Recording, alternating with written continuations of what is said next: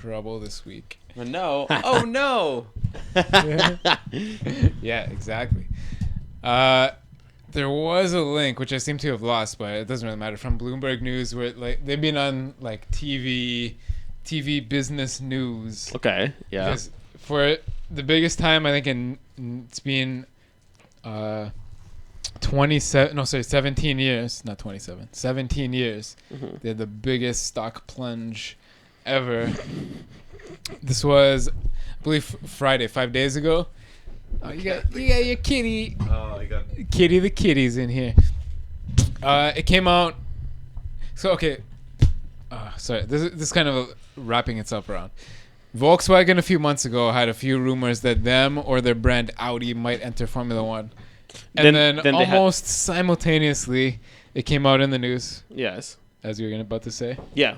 No, it's that the diesel scandal. The diesel scandal. They basically programmed their electronic control units for their engines in their customer cars, not their F1 cars, like your Jettas and your Passats. They programmed the computer to say that the emissions were way cleaner than they actually were, because everyone knows diesel is super dirty. Yeah, dirty diesel. Especially in certain countries where they don't have certain technologies available to pull out the sulfur and whatnot from this type of gas. Yeah.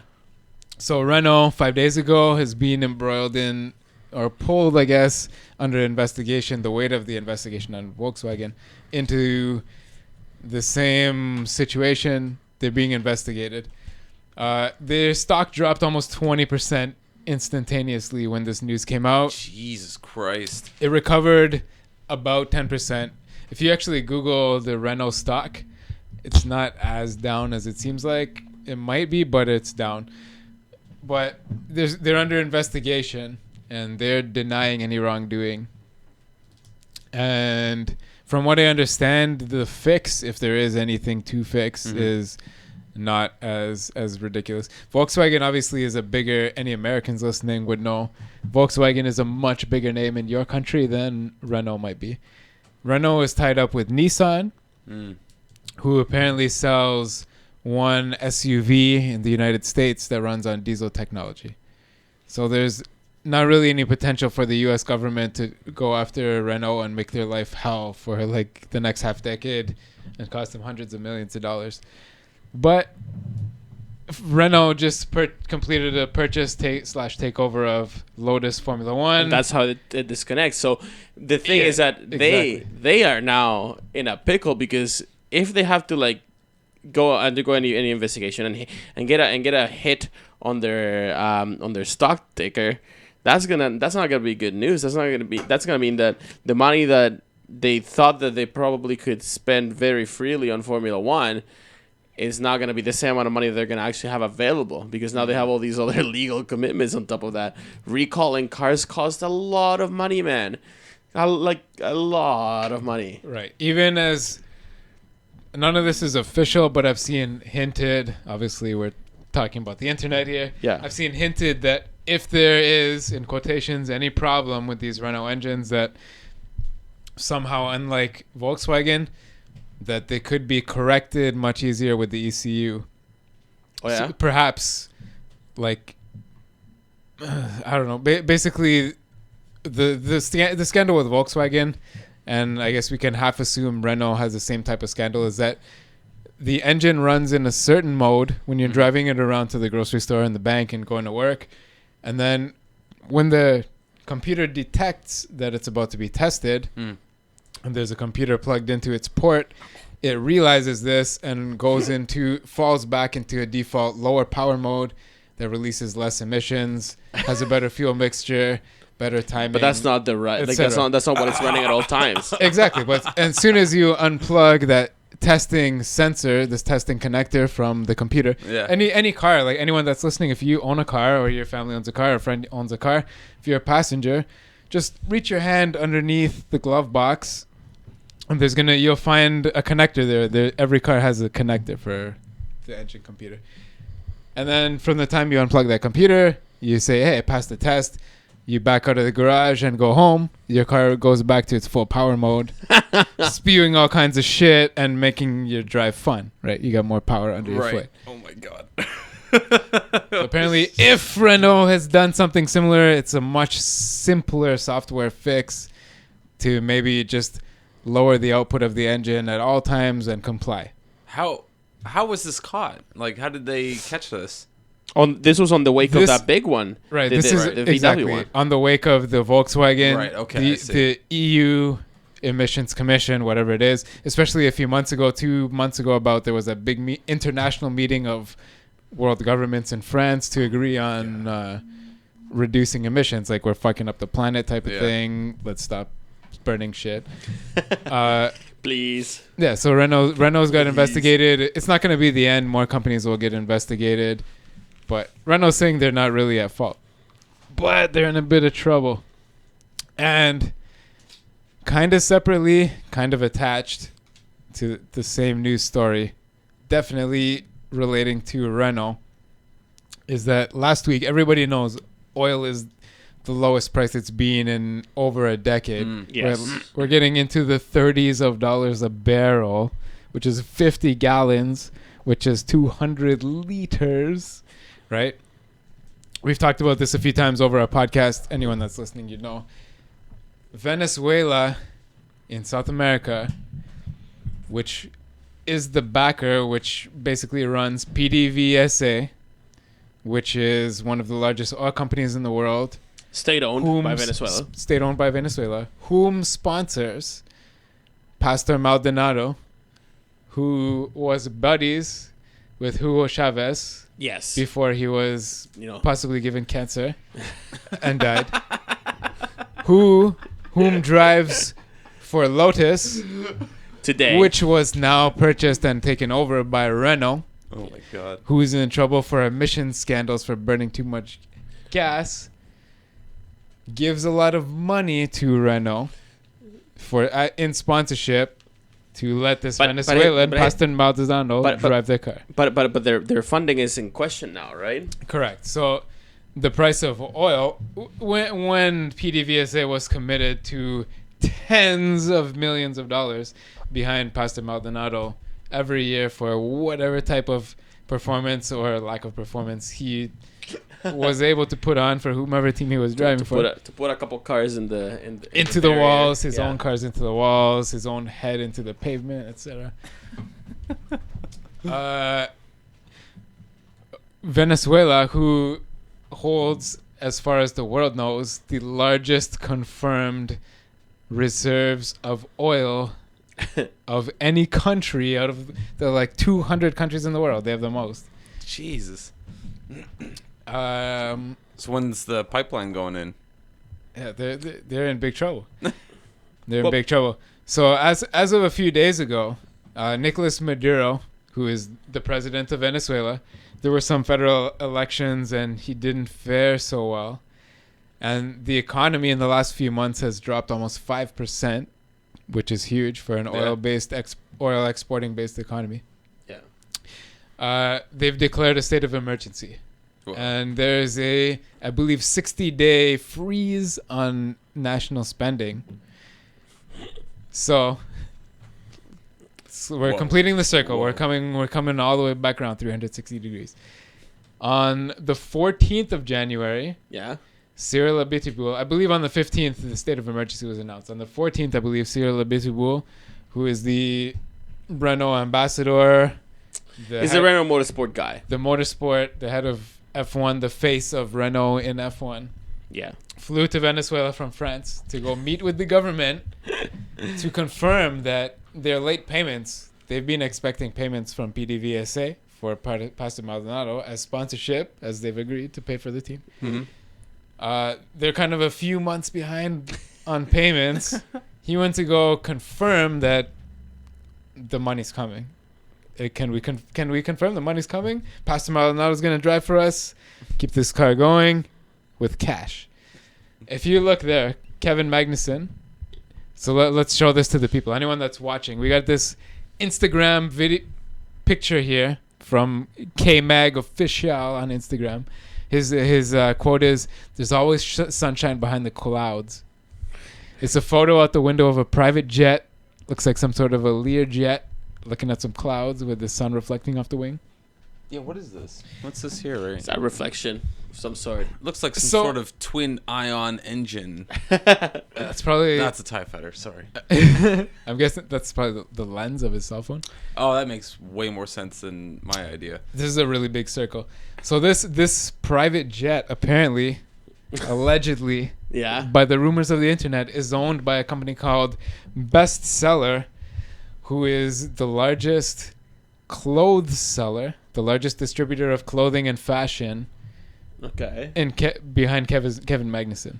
Ah. So there's some rumors that KMAG, Kevin Magnuson, Is going to France to the Renault headquarters. exactly. He is being released. We talked about this about 3-4 podcasts ago. He is released as the reserve driver from McLaren, and let go as a free agent. There's always some sunshine behind the clouds, as he says. Oh. So the rumor is with this sponsored bestseller design clothing and one or two other sponsors from his home countries or around Europe have put together about $7 million in sponsorship behind him. Holy shit. And he is... He was good. He was all right, man. Remember, He he got his car on his first year, his first race as a rookie in Formula One a couple of years ago. He got his car all the way to third place. And you got to drive a little bit when Alonso was in a coma. Yeah. Back at the start of the year after testing, right? Jesus. Cool. Right. I mean, not cool that he was in a coma, but cool that Kevin Magnuson... Yeah, I think if there's many more people that don't deserve a drive in Formula One, like this guy does. It's my opinion. I mean, if we went at it on merit alone, for sure, Stoffel Van Dorn would probably deserve a drive in Formula One more than KMAG. Right. But Stoffel probably doesn't have the backing yet, and he's tied to McLaren.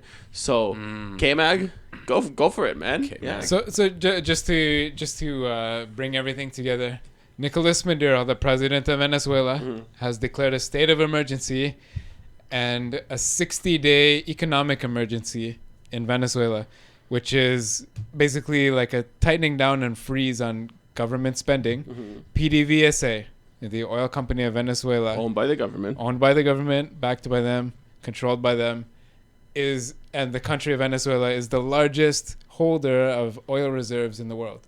Oil right now is at its lowest price in about a decade. Pastor Maldonado is the driver. It's not looking like it's gonna go up anytime soon, because it's gonna be a few years. Yeah, all of that is tied up with like the whole thing that's going on in the Middle East with Syria and whatever. This slump is bringing in a flood of renewable and green type energy economy projections that are all coming into play. All kinds of companies are putting billions into electric cars, etc. Anyways, Pastor Maldonado, who is sponsored by PDVSA, who is backed by the government of Venezuela, who has the largest oil reserve in the world, his drivership with $15 million behind him is in question to Renault, because first of all, they had a meeting to decide whether or not their current sponsors are appropriate for their team. Right. Whether or not. And whether or not they're using KMAG as a catalyst for their negotiations with Venezuela to say, you know, like, hey man, you don't sign this contract. We got KMAG. He's obviously a better driver than Maldonado. Listen, what happens is he only has a fifth of those the contracts money, are sixth of the money. They've probably like have a couple things built into them, whereby if one of the parties doesn't fulfill their obligations over a set amount of time, then the contract is considered to be breached, and then they can like basically consider the contract as broken. So if PDVSA hasn't paid for when they were supposed to, and their late payments are late enough, I'm sure that Renault, or the Lotus team, now Renault, has had a clause in there where they can just say, all right, we have no responsibility to you now since you haven't been paying. So this is what's up in the air. Renault is deciding between maybe some late payments, some stutters in payments, and the association with PDVSA, who has ties with Venezuela, which doesn't have the greatest world standing. Their future right now is dubious at best. Right. Or KMAG, who is a promising young driver who trains hard, who has a small country entirely behind him, and is holding $7 million in sponsorship. Here he is on a private jet owned by his sponsors. So it would be an all-young team, Julian Palmer and Kevin Magnussen. I'd love to see that. Yeah, I'd actually, I think with a Mercedes engine and new money, even though the money may not necessarily be all there because of all the troubles that Renault is gonna be in right now, but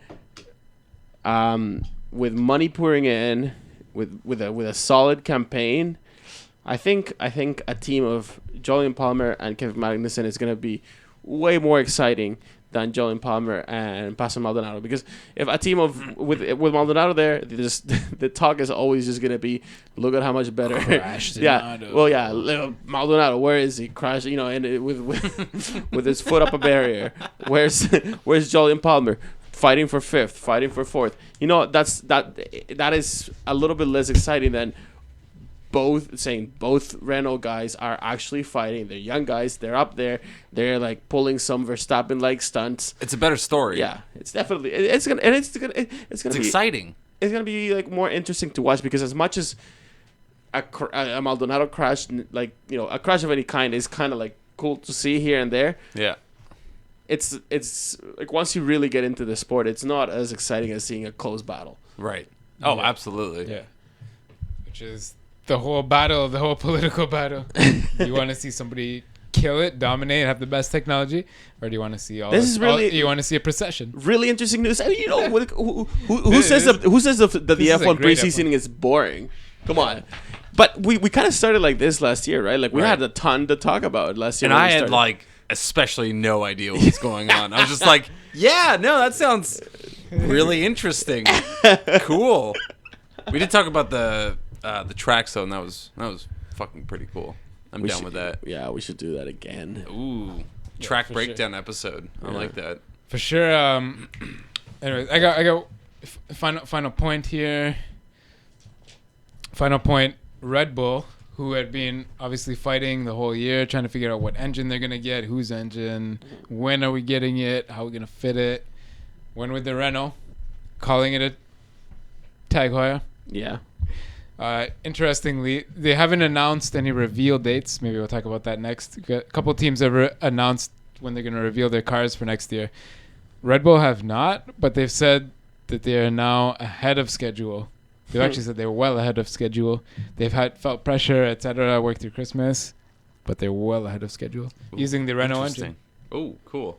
So it'll be interesting to see what happens. Red Bull versus Renault. Red Bull. That's going to be interesting. Red Bull versus Renault. And Renault, if you want to search, there's a few clues online. Like nothing official yet. They tweeted a picture of a yellow sock, and they tweeted a picture of a really close up of their old car. So I guess it's going to be something similar to their old livery.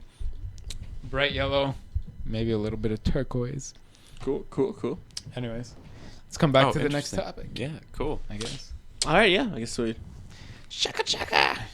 Oh, is that it? Yeah, that's it. Oh, my God. For this segment. We'll be back in a few minutes.